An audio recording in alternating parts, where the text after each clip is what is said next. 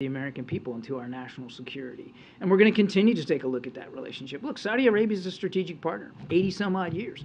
And it's important that that strategic partnership continue, but it's also important that it continues in a way that is completely consistent with our values and our interests. And the president wants to continue to take a look at it to make sure that that's the case. Thanks, Greg. John, two questions. One, you outlined a little bit, but I wonder if you could say what specific actions the administration would like to see Mexico take to stop fentanyl production and smuggling? Well, I don't want to get ahead of the actual summit. They're going to talk about a lot of this. And Mexico already has taken significant steps. You saw just, I think it was yesterday, arresting Mr. Guzman, a key fentanyl trafficker. That is not an insignificant accomplishment by Mexican authorities, and we're certainly grateful for that. So we're going to continue to work with them in lockstep to see what we can do jointly to try to limit that flow. But it's significant. And again, as I said, it's not like we haven't had some success. I mean, 20,000 pounds is a lot, but it just keeps coming. And so we've got to make sure that that we are doing what we have to do in our own authority and on our own, obviously in sovereign U.S. territory, but that we're continuing to work with Mexico and partner with them. Just one follow-up. Was the U.S. involved in any way in Guzman's arrest? And is there a push for him to be extradited? This was a Mexican operation, and so I'll certainly let the Mexican authorities speak to that, and I'll refer you to DOJ on extradition issues. That's beyond my scope. John.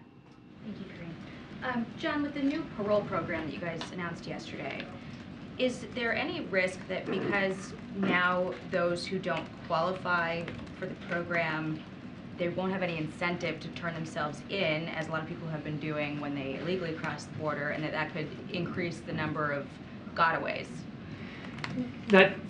First, I would definitely refer you to DHS for more detail on this. What we're trying to do with this new parole program, because we watched how it worked with Venezuela, by putting in place a process where a legal pathway was available, we were able to reduce by 90%. Venezuelans who were trying to come into the country illegally. So we have some tangible results here that we can apply now to these additional 3 countries that Secretary Mayorkas talked about yesterday. And so we feel there's great promise here. The idea, Jackie, and I couldn't speculate about your question, but the idea is to increase the legal pathways available to people and put in place a nice, safe, orderly process that is humane and gives them the hope that they're looking for. At the same time, being able to crack down on enforcement. And cracking down on enforcement is not an insignificant part of what the president announced yesterday, including adding now another 300 agents to the border. And he looks forward to going down there this weekend and seeing that enforcement and that process in place for himself. I understand what the objective is, obviously, but as the pilot program with Venezuela was happening and did reduce the number of crossings by 90% over those first few weeks that it was in place, the number of gotaways did skyrocket too at the same time. And so my question is, does the fact that if you cross illegally, it makes you ineligible for this program, does that now disincentivize people to turn themselves in and then make part of this problem harder? It's difficult for me to get in the mind of every individual that may have already crossed over illegally. What they ought to know is that we are going to be making sure that we're increasing our ability to enforce these policies and to crack down on illegal entry. And I'm sorry? With more agents, or? Yes, I mean, obviously, the president's going to order another 300 to the border, and he's working in lockstep with Secretary Mayorkas on whatever other avenues might be appropriate in terms of better enforcement. But again, I can't get in the mind of everybody who may already be in the country. They ought to know that, as Secretary Mayorkas, I think, said very eloquently yesterday, we're not only a nation of immigrants, we're a nation of laws. And we are going to scrupulously follow the law, and we expect them to as well if they want to become legal citizens of the United States. Can I follow up quickly on Ukraine, John? When will those Bradleys arrive, and will they have tank-killing tow missiles on them. I'm not going to get into the specific kitting out of each Bradley vehicle. Is that a part of this package? I won't, again, I'm not going to, I'll let the Pentagon speak to the details of how each vehicle may be or may not be fitted out. It will be some time before they can actually get into country. And I couldn't give you a date certain on the calendar. What I can tell you, what I can tell you is we're going to do it as fast as we can. And this is not a system that will require an exorbitant amount of training for the Ukrainians. I mean, it's a fighting vehicle, and it's, again, very well suited to combined arms warfare, but it's not so sophisticated that it'll take them very long to learn it, not only to operate it, but to maintain it. And as your question, I think, alludes, there are different ways you can fit these things out for the fight that you're in.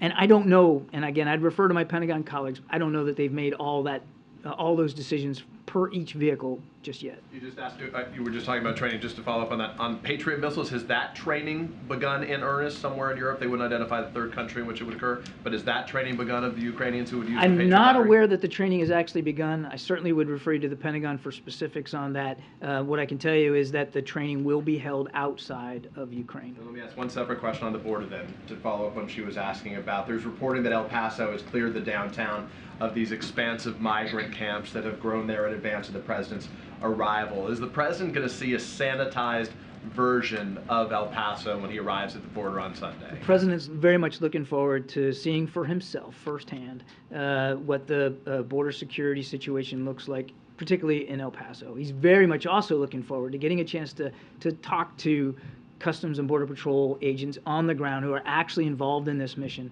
to get their firsthand perspectives of it. Thank you, John. Yep. Thank you.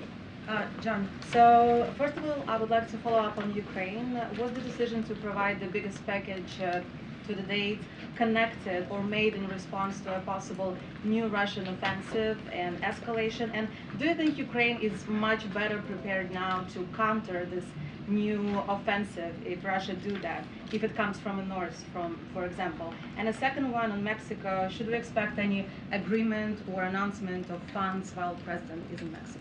I won't get ahead of the president's trip to Mexico and any announcements he might make. I'll reserve that for the president. Again, very important agenda, 3 big topics: climate change, migration, and drugs, particularly fentanyl, and the president's looking forward to addressing all 3. I'll save the announcements for the president. As for the timing, these drawdown packages, as you know, have been occurring about every couple of weeks or so. So this is the latest iteration. I think it would be incorrect for you to conclude that the specific amount, was sort of driven by rumors or reports of a Russian counteroffensive. They are driven by an ongoing iterative conversation that we're having with the Ukrainians literally every day about the fight that they're in now and the fight that we expect them to be in going forward. We said, as I said earlier, we said weeks ago, we did not expect the fighting to stop in the winter. It hasn't. In fact, in some places, it's become even more vicious, Donbass particularly. And so we want to make sure that the Ukrainians are well kitted out and well suited for the fighting that they're going to be facing in the next couple of months. Do you think Ukrainians are better prepared now to counter? The Ukrainians have better prepared. They are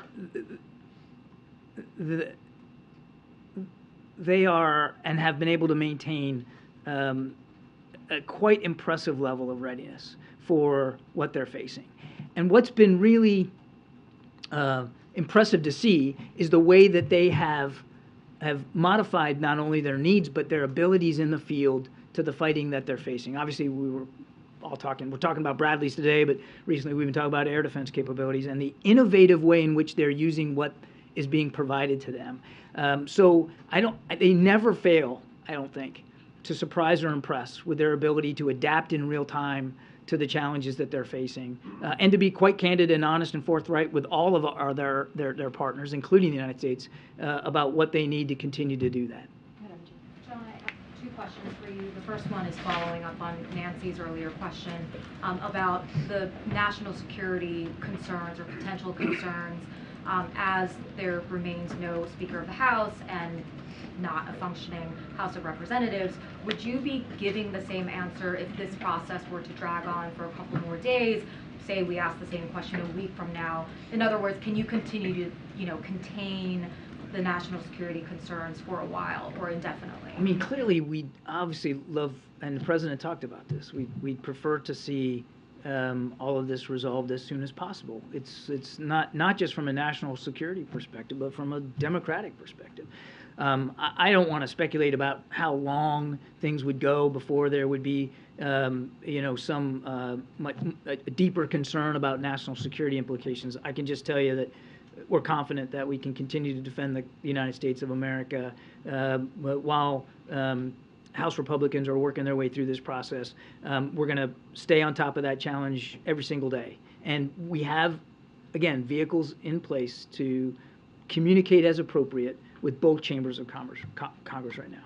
And then just on the president's visit to the border, does he have a plan to meet with asylum seekers while he is there?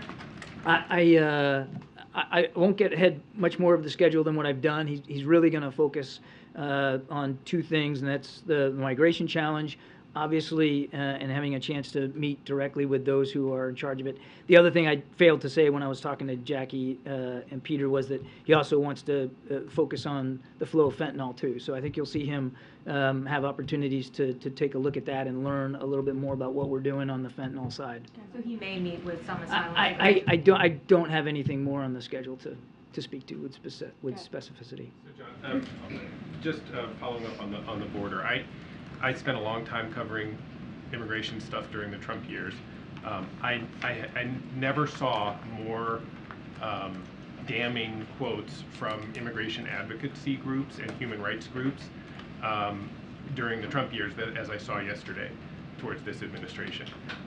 Just reading one to you, Eleanor Acer, who's one of the leading advocacy people, heads up a refugee group, called what the president did yesterday a humanitarian disgrace.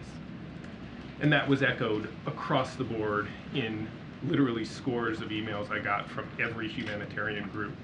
What does the administration say to the overwhelming consensus from people who advocate on behalf of asylum seekers and refugees and migrants that what the president did yesterday was a humanitarian disgrace? Well, obviously, we take a different view.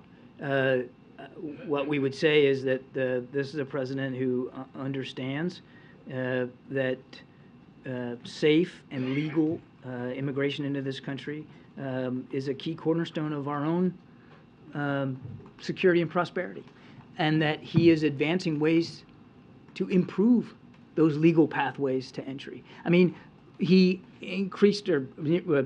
dramatically increased the number of refugees that we're willing to take in from nations in the hemisphere. He also improved the process by which people seeking asylum can do that in, again, a legal, safe way. And we're also obviously have to make sure that it's legal migration we're focused on, and that the illegal migration is curbed as best as we can through more stringent enforcement mechanisms. So it's a balance, and the president's trying to strike that balance. But he is, and I think you saw it in all the initiatives that were announced yesterday. I mean, there's striking that balance. You can't forget that we do, as a nation of immigrants, have an obligation to provide better tools and pathways for them to come in. I'll say this. On his first day in office, he put before Congress an immigration reform bill that has yet to be acted on. We are dealing with immigration laws and processes that are decades old, Michael, decades old. So the answer to the critics is, first of all, we obviously take a different view in terms of the president's priorities. And if you take a look at the package, you'll see that it is very humane in its structure. But we've got to have the help from members of Congress. And this is not something that he hasn't focused on. In fact, he has been focused on it since the very first day. Do you understand their points? Thank you, Karine. John, the Parole program obviously was designed to address nationals from Haiti, Cuba, Venezuela arriving at the southwest border. But as you know, a lot of Cubans and Haitians in particular are crossing the Strait of Florida Strait by sea. Very dangerous journey. Incredible. How does this plan at all address those individuals? What should the individuals considering that path take from yesterday? Secretary Mayorkas talked about this too yesterday, and obviously our message to them is don't take that journey. I myself have sailed those waters, and it can be treacherous, particularly at this time of year. And if you're in an unsafe craft or a craft that's not made for those seas, it's very, very dangerous. So the first message is don't take that journey. There are legal pathways. The president is opening up more for people from those countries to get in to the United States, and we want them to use those legal pathways, which we are now again improving. Well, those individuals, they're not going to be removed to Mexico, for example. So, are they more likely to get an interview based on a credible fear claim if they make that journey? That's the question that a lot of these individuals are asking. Again, I'd refer you to DHS for more detail on this. I'm not an expert on that particular process. We want people to use, and of course, Secretary Mayorkas talked about this yesterday. Now, you know, there's a new app here in place for people to be able to apply appropriately for asylum specifically. And if you choose not to try the legal path, then the United States will, as Secretary Mayorkas said, use the tools at our disposal, tools which are old, but tools that we have to stop your entry into the country. Thanks, Karine. John, on Mexico, the U.S. energy industry feels that the administration is dragging its feet on negotiations over Mexico's potential trade violations. Has the administration considered taking the step of calling for a panel to resolve that dispute, and should we expect any resolution on that from the leaders next week? I don't have any information about a panel that would be stood up. Again, I don't want to get ahead of the president, but clearly trade issues will be on the agenda next week. And one follow-up to my colleague's question on another Russian offensive. What is, switching topics, what is the U.S. assessment right now of the potential for another Russian assessment as Ukrainians fear? Our assessment of another Russian assessment? I'm sorry, I meant to say offensive. Offensive. Yeah. Assessment of an offensive. Very eloquently put. Not really. I was trying to throw you a bone, buddy.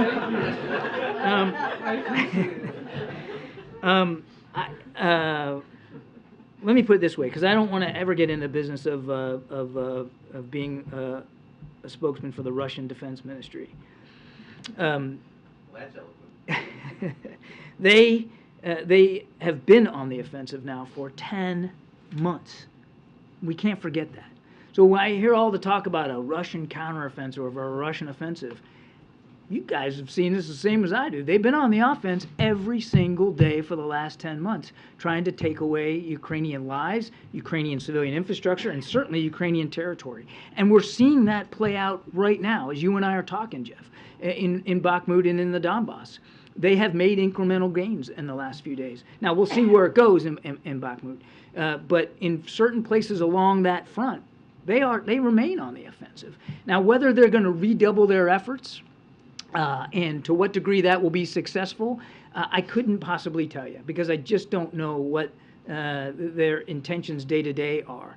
That's why it's so important that we continue to support Ukraine in the way that we have been. The package that Karine just announced, biggest one ever, but I invite you to take a look at what's in it, and you'll see that we really are trying to tailor the support we're giving to Ukraine for the fight that they're in and the fight that we expect them to be in over the next couple of months. And we certainly expect over the next couple of months that the Russians aren't just going to throw up their hands and stop or just dig in. Now, there are places along the line where they are. Down in the south, they've largely assumed what we would call a defense in depth. They're not really on the move too much. But that is not the case in the northeast, up in the Donbass region. So, again, I won't speak for their specific tactical plans. They have remained on the offense in places in Ukraine. We think that's going to continue, certainly for the next couple of months, and that's why this package was so important today. Mary, last question. To follow on Michael's question about the pushback that the president's immigration plan is receiving, I guess to put a finer point on it, one of the central criticisms is that the administration is expanding Title 42 while also claiming to be preparing for it to end. So when it comes to Title 42, are you trying to have it both ways? No. I mean, right now, Title 40. First of all, the Title 42 is a public health order. It's being used and was used by the previous administration as an immigration policy. It's not. What we need is real immigration reform, and for that we need legislation that we have sadly not seen. It is not designed to be and shouldn't be used as an immigration policy, but we, in anticipation of it going away and being able to make sure under Title VIII we can do the kinds of enforcement activities and mechanisms we need. Yes, we are looking at expanded enforcement temporarily under 42 with the expectation fully that it will go away. And that expansion, I beg you to keep in mind, is in response to literally a historic, unprecedented level of migration from south of us in this hemisphere. I mean, people that are escaping intolerable circumstances in places like Nicaragua and Venezuela, Haiti, so we do need to keep it in perspective. The numbers and the scale of the migration challenge is really not something we've seen anytime in the last 100 years or so. And just one more on this. Mexico has now agreed to take 30,000 migrants from these 4 countries who attempt to cross the border illegally. Right. Did the U.S. provide, or are we providing any assistance, any aid to Mexico to deal with that influx? I'm not aware of any specific infrastructure improvements or that kind of thing, but I'll tell you what, I'll take the question and ask because I just don't know. I'd also refer you to DHS on that. Thank you, John. Thank you, guys. All right. Okay, guys. All right, just a couple of things, and then, as you know, we have an event that the president's doing, so I want to lay this out for all of you. So 2 years after the assault on the Capitol, the president will host a ceremony at the White House where he will deliver remarks and award the Presidential Citizens Medal to individuals who made exemplary contributions to our democracy surrounding January 6, 2021. These heroes demonstrated courage and selflessness during a moment of peril of our nation. They include Capitol Police, Metropolitan Police, election workers, and officials at the state and local level from both parties. Yesterday, we announced the names of 12 patriots who will be recognized this afternoon, and now I have 2 additional posthumous recipients to announce. The first one is Howard Lee Bingood, was a U.S. Capitol Police officer who defended the Capitol on January 6. The son of a U.S. Senate Sergeant at Arms, Officer Liebengood died after battling insurrectionists at the Capitol and staying on to restore security in the crucial days after January 6. Officer Liebengood's painful loss helped change the law to better honor the unimaginable sacrifice that too many officers and their families face. Second, Jeffrey L. Smith was a Metropolitan Police Department officer who defended the Capitol on January 6. As he fought the violent mob, Officer Smith sustained devastating head injuries from multiple assaults inside and outside the Capitol. He died after protecting Congress, guarding the Capitol, and preserving our democracy. His passing sparked changes in the law that honor the silent injuries of our fallen officers. All of these individuals reflect the best of America, our shared values, and the President looks forward to celebrating them today. Now, turning to the President's week ahead schedule, just a couple of things. Later today, as you all know, the President will travel to Wilmington, Delaware, and he will return back to D.C. tomorrow. As you just heard from my colleague, on Sunday, the President will travel to El Paso, Texas, and to Mexico City for the North American Leaders Summit. The President will return to the White House on Tuesday evening. On Friday, the President looks forward to welcoming Prime Minister Kishida of Japan to the White House to further deepen ties between our governments, economies, and our people. Over the past year, the 2 leaders have worked closely together to modernize the U.S.-Japan alliance, expand our cooperation on key issues from climate change to critical technologies, including through the Quad, and advance a free and open Indo-Pacific. President Biden and Prime Minister Kishida will build on those efforts. Afterwards, the President will head to Wilmington, Delaware later in that week. Sung-May, you want to take us out? A quick follow-up that I was going to ask John about. Does the White House believe the arrest of Guzman was timed intentionally at all ahead of next week's summit? So, look, I'm not going to get into speculation here, or from here, I would have to refer you to the government of Mexico to discuss that particular question. That is something for them to address. And following up on a version of what Nancy was asking earlier, does the White House, the administration, have any clarity on whether members of Congress who haven't yet been sworn in can actually do services on behalf of their constituents? Can they contact federal agencies?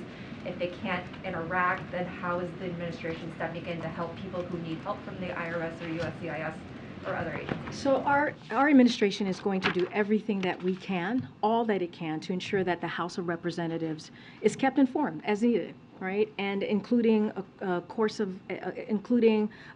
on matters of national security, we are going to do everything that we can from here. Agencies can continue to help House offices with constituent services to extent possible, consistent with the law and House rules and practices. For more specifics on the individual caseworks or programs, I would refer you to those specific agencies. I know the IRS has come up during this briefing. But look, here's the thing. We hope that the House resolves this soon. It has been a couple of days now, and we have important work to do for the American people. And so we have to get back to work here. But of course, the administration is going to continue to do everything that we can to ensure that the House of Representatives are kept informed and have what they need on behalf of the American people. Just in terms of comprehensive immigration reform, which obviously the president has called on Congress to enact over and over again, what is his sort of theory of the case right now for getting that done? Will he be taking his own actions to do outreach to members?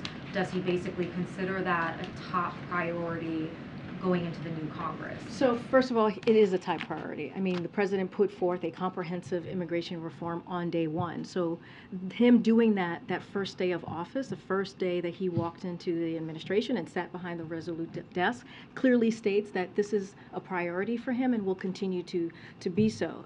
And look, we will continue to call on Congress to act. That will not stop.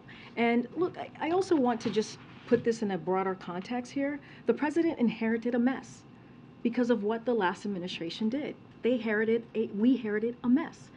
And, Republicans in Congress made it worse by blocking comprehensive immigration reform. And so what you're seeing from this president is he's acting. He's acting to protect, to continue to protect the border, secure the border, and also deal with irregular migration. That is what he's going to continue to do that. So the enforcement measures we announced yesterday will result in more, not fewer, legal pathways for migration while easing the pressures on our broken immigration system, which has been broken for decades. And so the NGOs and the border communities that support those arriving at our southwest border, but honestly, yes, the president made an announcement. He's made this a priority. He's made other announcements before today on what we're doing at the border, especially with the historic funding that he's put forth.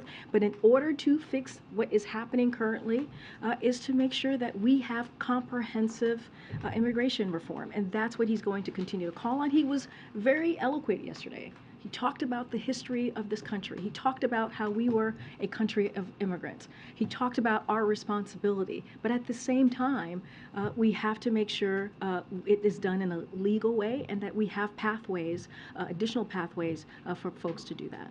I guess we have a pretty good sense of what it looks like typically when the president sees something as being a top urgent legislative priority. So, will we be getting readouts of him making phone calls to lawmakers? Will we see members coming here? Will he sort of throw everything he has at this problem that he says he wants to get fixed? So look, there's been many initiatives that we have gotten done, especially historic pieces of legislation that the president has done in the past 2 years, that we haven't laid out everything, right? We think about the Inflation Reduction Act. We didn't lay out every step of who he was talking to. Matter of fact, most of you all were surprised when that was announced, the Inflation Reduction Act was announced. So look, the president's going to continue to have conversations with members of Congress. His team will do that on an array of issues. issues that matter to this White House, and it matters to this White House because it matters to the American people.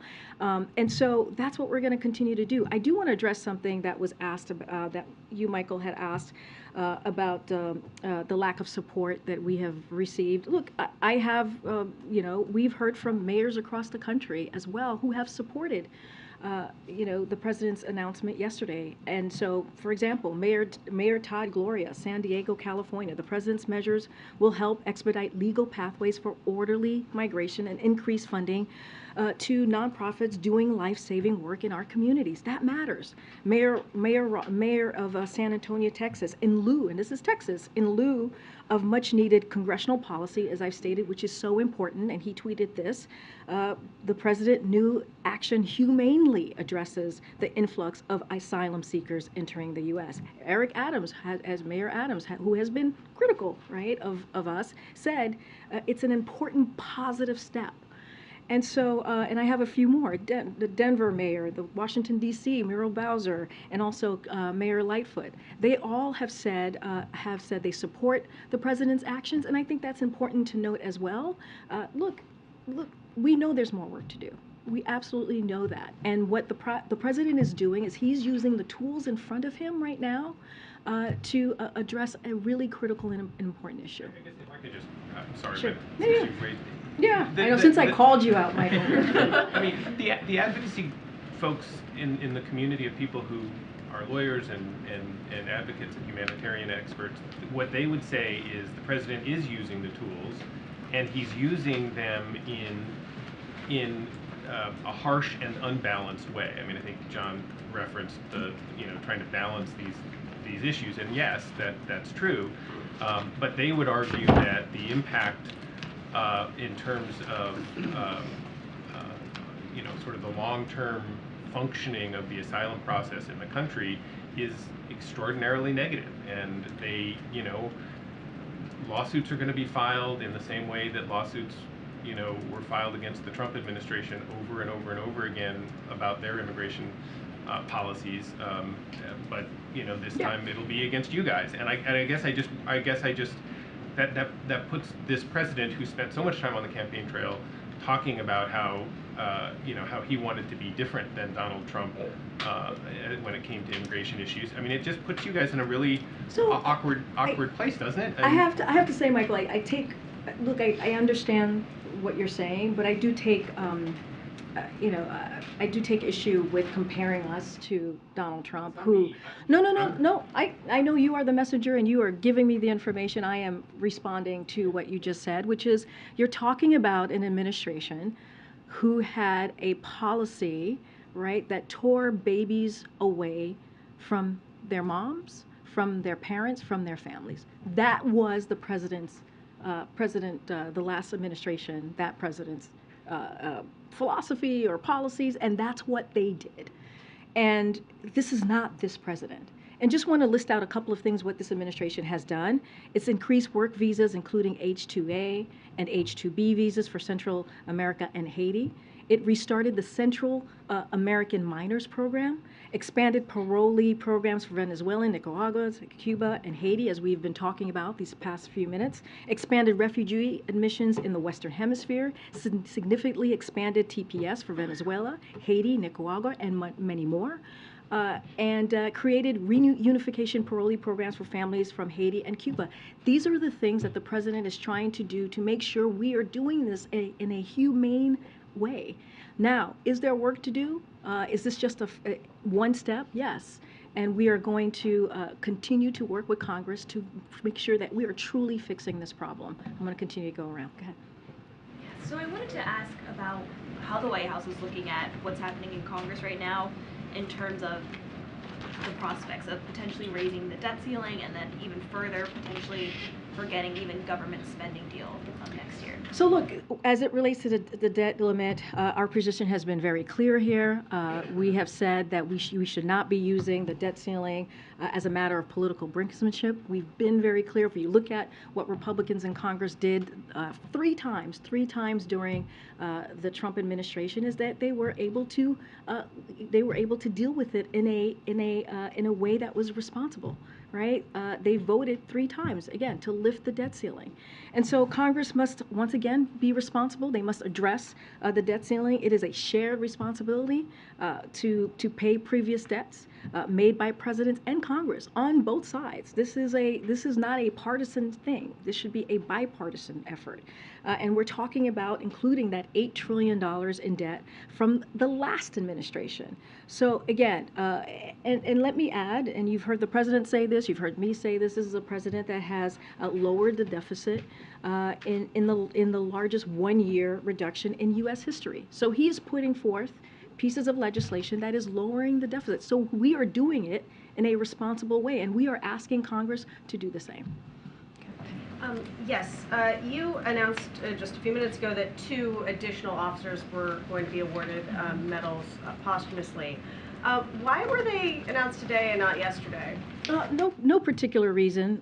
We just wanted to make sure that we were able to have something to give to all of you in the briefing room, but there's no particular reason. We've been talking to families, talking to individuals about what we were trying to do today's Friday, on this really critical, important day, on lifting up and honoring the heroes. There's no particular reason, but wanted to give you all an opportunity to have a little bit of news in the briefing room. No. We wanted to make sure that we gave you guys a little bit of a news ahead of the event, but also we've been having conversations with families all through this week, and wanted to make sure we did this in a fulsome way, in a real way, that we captured as many people as we can. And we're not going to capture everyone, right? But our team has been having those conversations, again, with family members, with individuals, and these were 2 people that we wanted to make sure that were recognized. And so we decided to do this in the briefing room today ahead of the 2 o'clock. And regarding the Mexico trip, the Mexican government is very excited that President Biden will be flying into the new airport that Mexico's president is very fond of and really trying to promote. I'm just wondering what was involved in the decision and whether agreeing to fly into that airport is diplomacy in action or something else. Oh, well, it's always diplomacy in action, right? Our diplomacy, our relationship with Mexico, one of our closest neighbors, is very important to this president. We have been working together with the government of Mexico, at least with this administration, this past 2 years. I don't have any specifics to lay out how it happened and the magic behind the decision, but again, I think it shows how important that relationship is, and also, how we're looking to strengthen that alliance as well. Okay.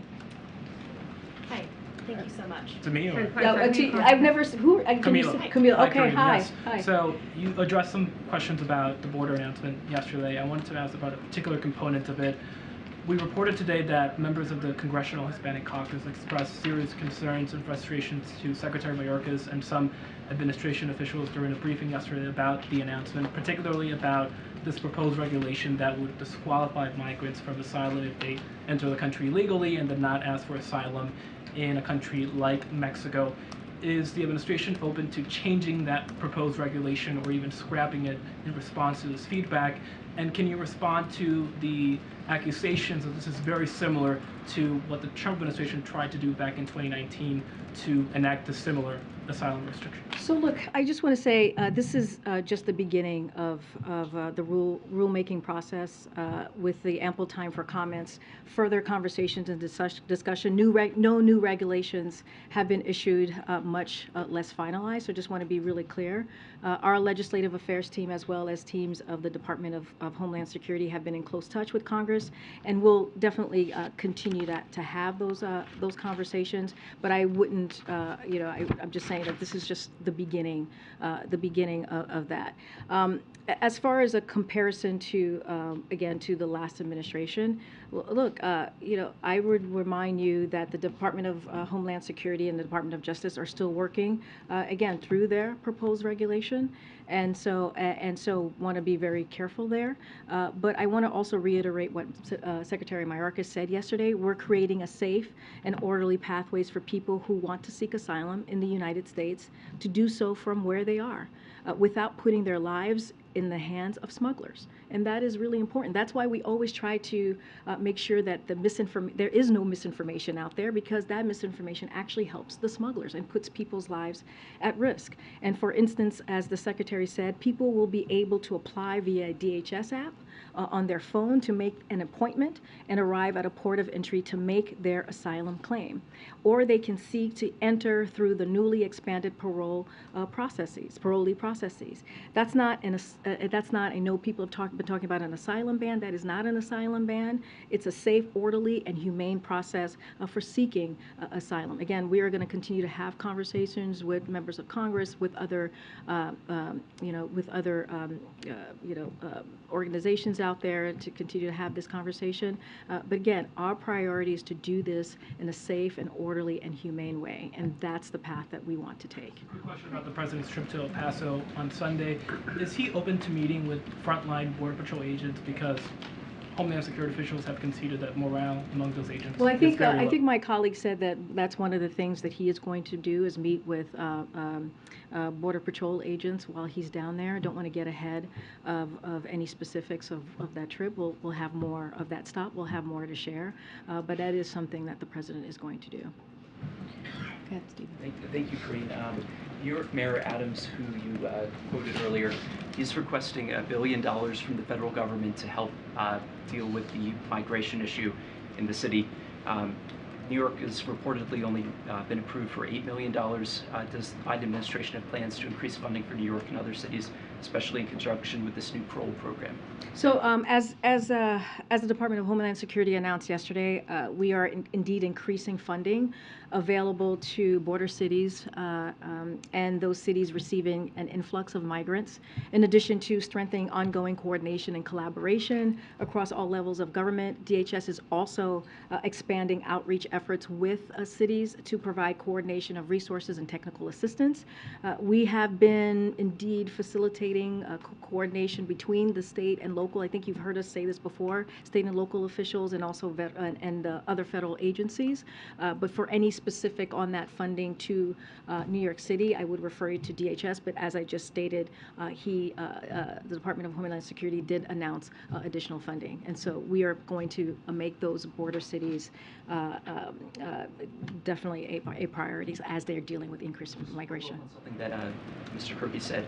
Yeah. He said that the people from these 4 countries are escaping intolerable circumstances. I looked at the most recent month of data for people who cross the border and how they're handled. And it seems that under this new program, and please correct me if the data is outdated, it seems like you might have a better chance crossing the border and being allowed to stay than applying for this program because there are only 30,000 slots per month.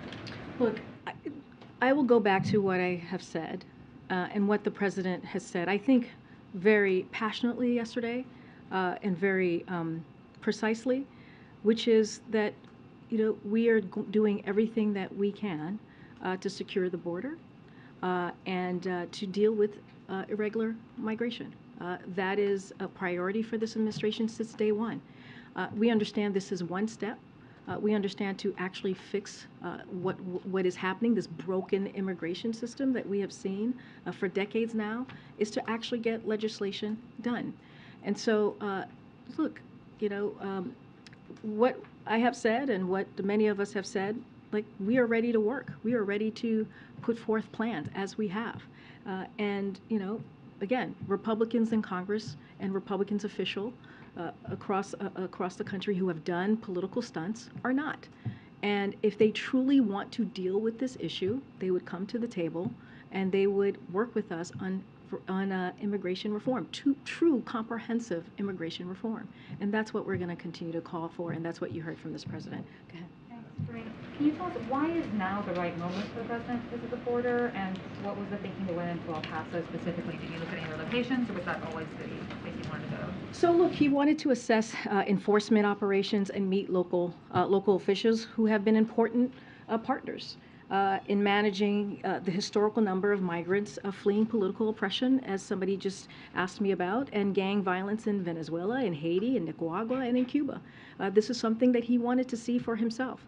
He will also, as I said many times just moments ago, as you heard him say, he'll call on Congress to fully fund his request for record resources for the Department of Homeland Security and advance the comprehensive, again, immigration reform and border security measures that is going to be needed. I don't want to get ahead. You'll hear definitely from the president clearly in a couple of days on what he has to say, or the next couple of days.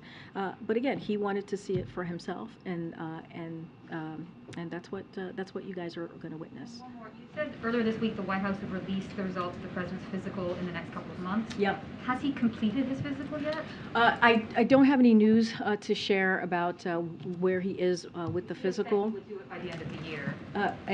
Well, I think I had said in a couple of months. I don't think I've ever said in the end of the year. He said on Thanksgiving that he had completed part of his Right, physical. and I was asked, and I said it will happen in the next couple of months. And I've also said that it will be transparent, and we will share all the information with all of you, just like we did back in 2021. So there will be no change in how we share that information. And it's a later time frame than in Well, 2021? if you watched the president in November, you saw that he traveled to Indonesia, Cambodia, North Africa. He traveled across the country, and so he had a very hectic schedule. And I think that plays into what his doctors have said, right? His doctor has said is that he's in good health. He's in very good health, and that leads an active life, as we saw in November and in December. Go ahead, Joey. Yeah, thanks, Karine. Oh, we have together. Joey, you're the last one. Real quick, following up on that question, I just want to clarify, why make the trip now, not 6 months ago, not a year ago?